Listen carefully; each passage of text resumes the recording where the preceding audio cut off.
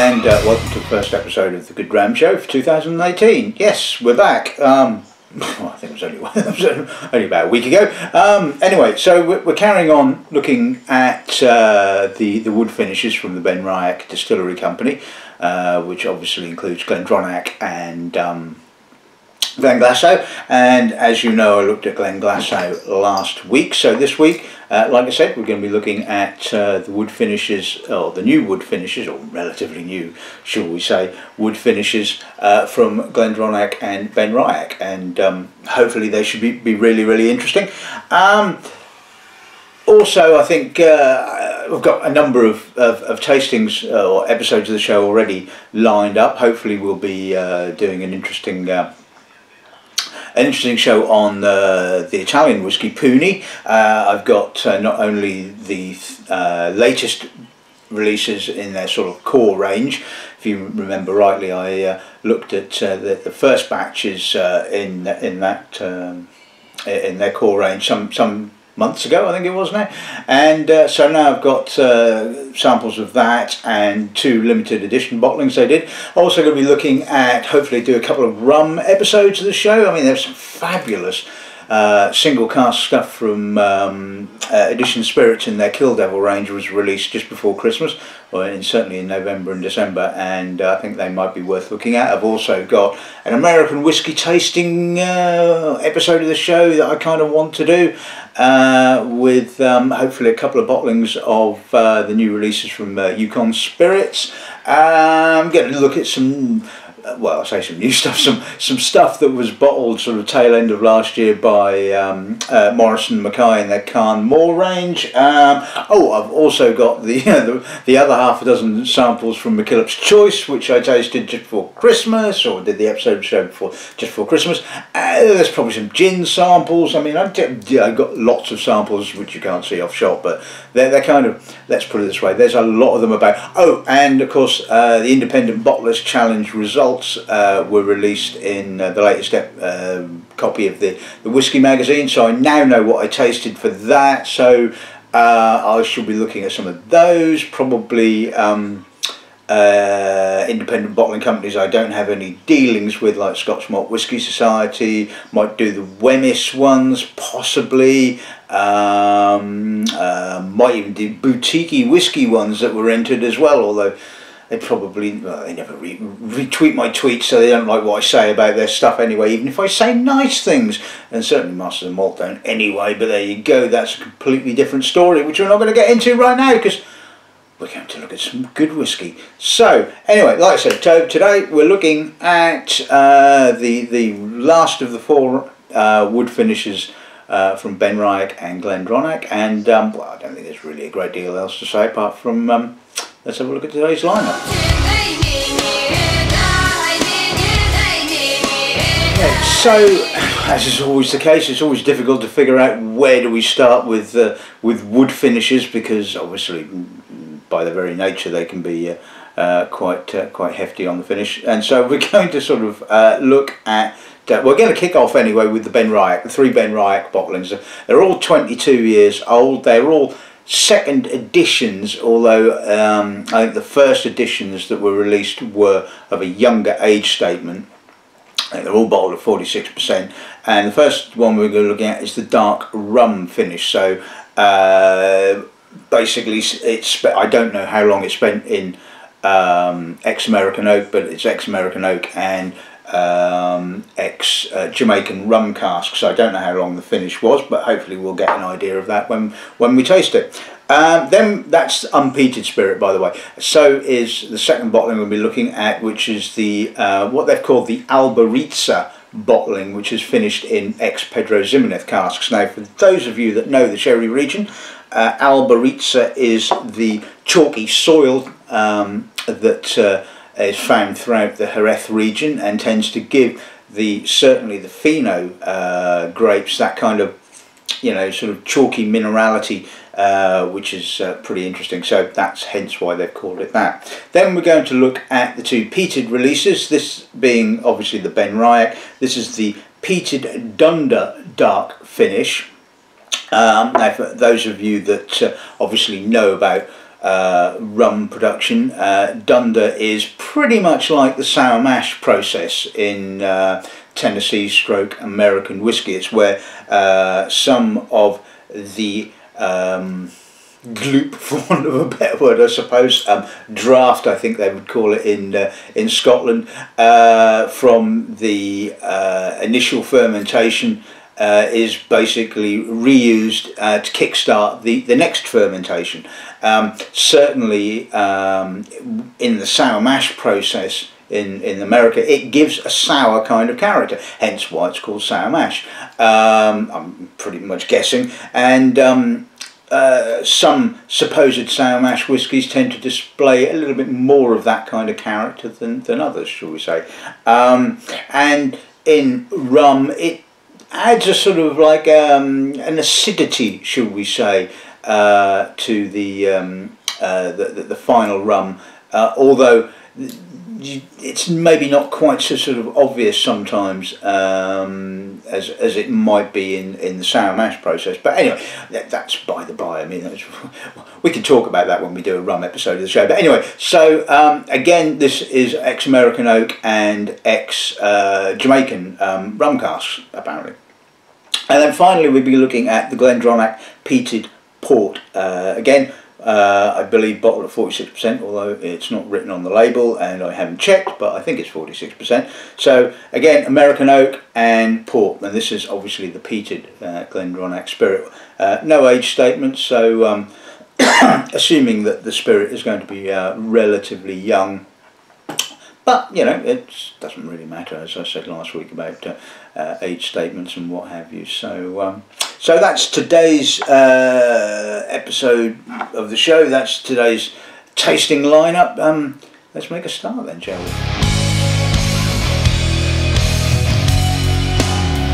Right, I think so. I mean, as you can probably see from the colour of this, it's not particularly dark. So I'm guessing the finishing probably not much longer than maybe what, a couple of years, and I would guess probably the rum casks were not fresh. Not that that's an issue at all. In actual fact, I'm hoping that, like the Glenglassaugh bottlings, that they have a balance, and if they do, I can't see any reason why the Benriach ones don't. So anyway, let's see what those gives us. And absolutely, lovely barley, a little bit of straw-like notes, some mature baked fruit, just a subtle sort of rummy dried fruit right in the background. There's a touch of dark treacle, a little bit of aromatic, almost violety, but not quite violet. Certainly floral, sort of, you know, a kind of a darkish kind of floral note. Hope that makes some sense. And some lovely American oak as well. It's got a wonderful maturity, and the balance is absolutely spot on. It's just how I like this, and it's a bloody good job I did like this, because this is the one I ended up. I actually ordered the peated Dunder 22-year-old, but somehow or other ended up with this one. So it's a bloody good job that I actually like this one, isn't it? And it's a bloody good job considering that the retail price is 160 quid a bottle, so it needs to be good. But it is. There's a slight chocolatiness coming out now, a kind of sort of combination of milk and dark chocolate, which is quite pleasant. But overall, it's the spirit, it's the barley, it's the mature oak, it's the straw-like notes with a hint of the finishing cask, and just absolutely fantastic, really impressive. Right, let's see what the palate gives us.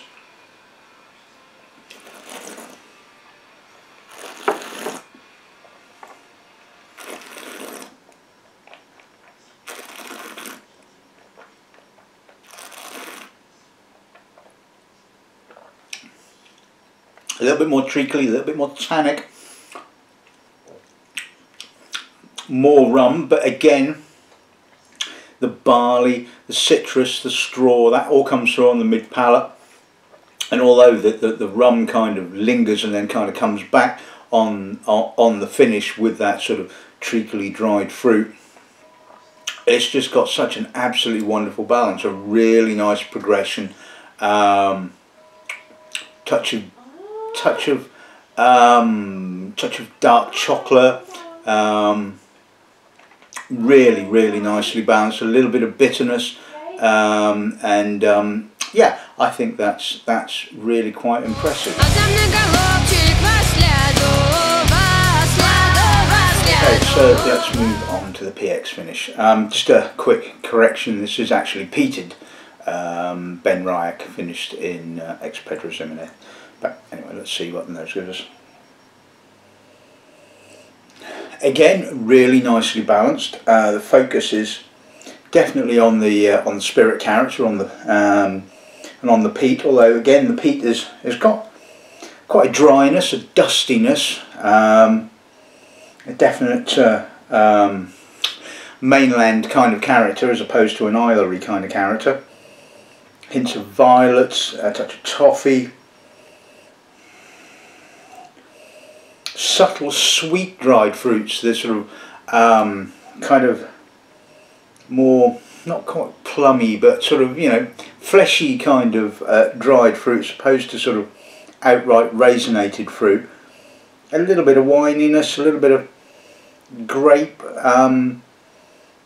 yeah, a touch of grape. Again, I think really well balanced. Like I said, certainly the finishing cask is doing what it should do. It's certainly, you know, just adding that sort of element to it.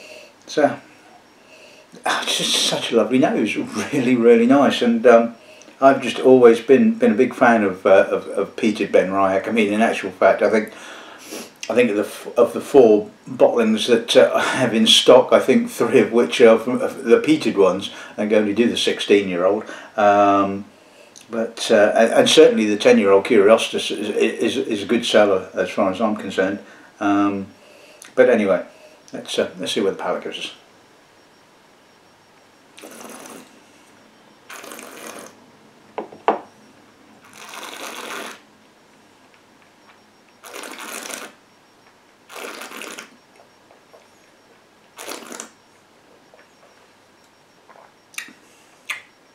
Tarry, earthy, loamy, dry, dusty peat, a little bit of mature baked fruit, some nice mineral acidity, almost kind of like character, sort of citrus acidity, that kind of thing, on the finish, with a little bit of the PX kind of character, the grapey, winey notes, really only kind of coming through sort of late mid palate, and then you get, like I said, the acidity, the minerality, that kind of cleanses that all up, and you're left with a residual dusty peat kind of note. I mean, that is just fabulously balanced again, interesting how it doesn't kind of really open up with the PX kind of notes up front. A lot of the time you kind of like with the finishes, you kind of like get the finishing cask up front, and then if it's balanced well enough, you'll get sort of this sort of spirit character and what have you. But no, this kind of opens up with the sort of peat, and then you get the PX kind of only really kind of coming through on the late mid palate. So really nicely balanced, elegant, you know, very impressive.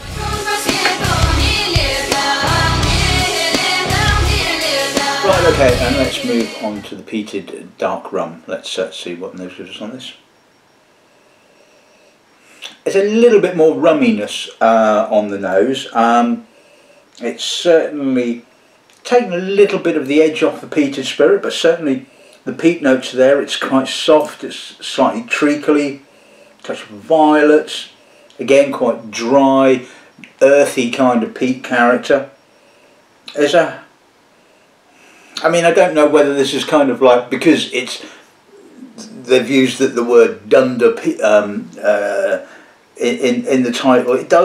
There is a slight sort of acidity there, it has to be said, and maybe it's something that if you didn't know that the Dunder kind of stuff, if they just call it Dark Rum Finish, you might not have kind of picked it up. Maybe it's kind of, you know, by calling it that, you kind of start looking for that kind of character. But anyway, I mean, who knows? It's certainly there, shall we say. Quite full, really soft, really impressive. It's just wonderfully balanced. Slightly smoky now. Not quite barbecue smoke, but sort of getting that kind of way. And that sort of lovely kind of rummy dried fruit character all kind of mingled in, and it's just sort of like, oh, stunning, absolutely stunning. I mean, certainly I think that out of the three, this is certainly my favourite nose, shall we say, which is why I initially ordered it and never got it. But que sera, as they say, these things happen in December. But anyway, let's see what the palate gives us.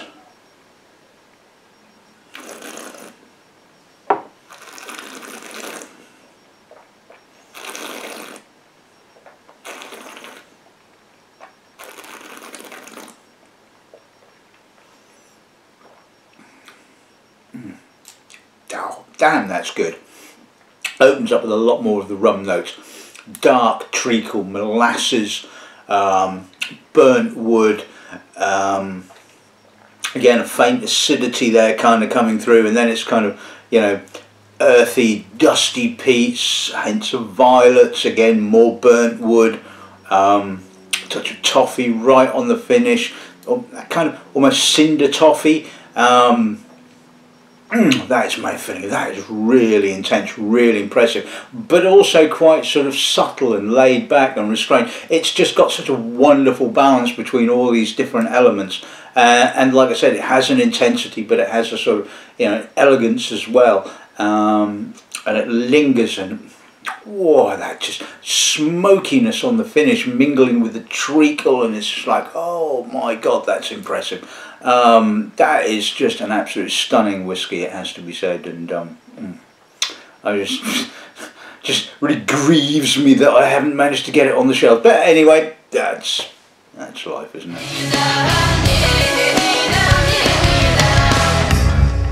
Right, and finally we're on to the Lone Glendronach release. This is the peated portwood finish, and it's yeah, there's a slight pinky kind of hue, but it actually looks pretty light on the colour. So let's see what the nose gives us then, shall we? That's young, almost kind of fainty. I mean, there's certainly a little bit of kind of off the stilly kind of character, and the finish feels more like a wine finish than port. It's kind of got more red fruits. I mean, I think when I originally tasted it, I kind of like was thinking, it's almost kind of like Pinot Noir, Gamay kind of finish, possibly. I mean, it's certainly got that high-toned kind of red cherry note kind of coming through, and a little edgy kind of peat. I mean, yeah, it's pretty young. Like I said, it's got some, they are impurities, because I mean, obviously that bloody impurities is what makes up a whiskey at the end of the day. These are all impurities, but it does have that kind of slightly off the still kind of character. I would probably be surprised if this spirit was anywhere older than 5. I mean, if you told me this was older than 5, I'd be surprised. But there's sweetness to it there. Again, there's a slight sort of industrial note, possibly. I mean, I've never been the world's biggest fan of Glendronach aged in American oak, it has to be said. It does have a kind of hard kind of character, which is softened by the use of sherry cask, but you know, this kind of works in a kind of masochistic kind of way. It's kind of a bit hard, a bit unruly, a bit young, a bit you know, kind of come and have a go if you think you're hard enough kind of thing. You know, it's a bit, yeah, it's a bit of a kind of an unruly teenager, I suppose. And I do, it's appealing, you know. I mean, yeah, you know, nobody sort of likes kind of horribly fainty whiskies and sort of But you know, all things considered, when it's, you know, you've got others kind of things happening and it kind of works sometimes, you know, it's kind of like that kind of classic sort of this shouldn't really work but it kind of does kind of count thing, and this is kind of proof that, of that, you know. Ideally I think it should have been sat on for another couple of years personally before being released, but you know, there's a kind of bracing minerality there as well, a kind of classic Highland granity note kind of coming through. I mean, you know, it's got elements there that are really nice, but it's got youthful, probably overly youthful elements. I think I've just probably said far too much about this, and the distillery are probably going to be sort of like going, what the hell is he talking about? But I actually like it, and I liked it enough to want to sort of stick it on the shelf. And 60 quid, yeah, okay. Bit manure-y now as well, so even that adds to the fun. Anyway, let's see what the palate gives us then, shall we?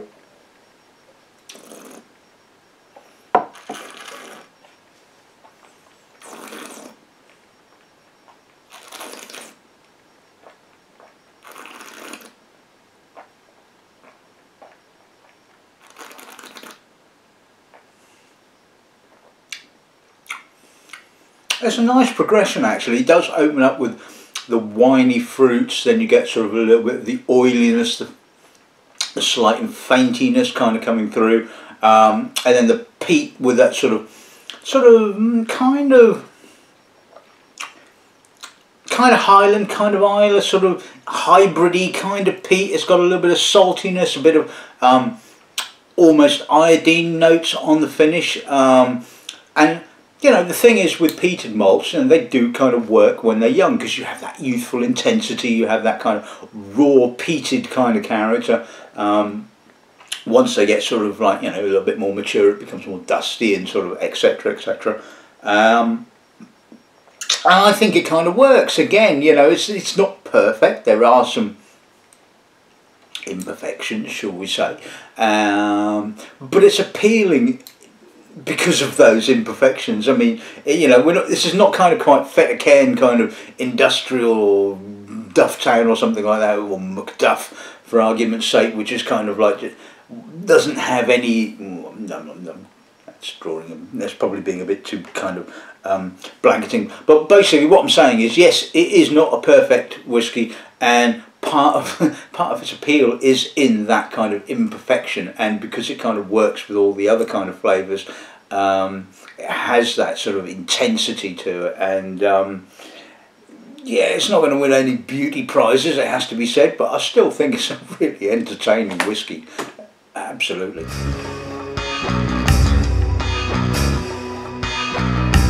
Right, okay, so let's sum today's episode of The Sharp. Well, yeah, I mean, I think all four of these bottlings were you know, really impressive, and certainly had their merits, shall we say. The three Benriach bottlings, very, very impressive. Loved the balance on the rum finish, just lovely elegance, and just did exactly what a finished whiskey should do. You know, not too heavy on the finishing cask, just adding that sort of little bit of kind of cask note to the whiskey, and it's just textbook stuff. And to a certain extent, so is the Albariza bottling. Again, you know, slightly more emphasis on the peat possibly than the actual distillery character, but again, you know, all quite balanced and working really, really nicely together. The peated dark rum, well, certainly my favourite, has to be said. I mean, that is just so unctuous and sort of rich and full, with loads and loads of that sort of dark rum kind of character, and peat. Maybe you could argue, yes, there's not quite so much of the distillery character coming through, but it's just such a bloody good whiskey. You know, sometimes you forgive a whiskey for lacking a little bit of distillery character. And you can certainly say that the Glendronach has character, whether you would sort of like call it distillery character or not, I don't honestly know, but certainly it's got character. It's got a bit of faintiness, it's kind of a bit of raw, but it's not kind of, but it's not industrial, or too industrial, it has to be said. It's not too hard, and you know, I think I actually quite liked it, to be honest with you. So so there you are. That's this week's episode of the show. I hope you've enjoyed it. I hope you might actually sort of, you know, decide that one of these bottlings kind of like works for you, and you might have a few pennies left after Christmas, which most of us actually haven't, but some of you might actually have. But anyway, so don't quite know what I'll be doing. I mean, I might do the Italian, I might do Puni next week. Yeah, I don't know. What do you think? Could be interesting. Or I might do something completely different. Who knows? Anyway, I'll no doubt figure that one out at some stage during the week. But anyway, that's this week's episode of the show in the bag. I hope you've enjoyed it, and all I have to say is good afternoon and good ramming.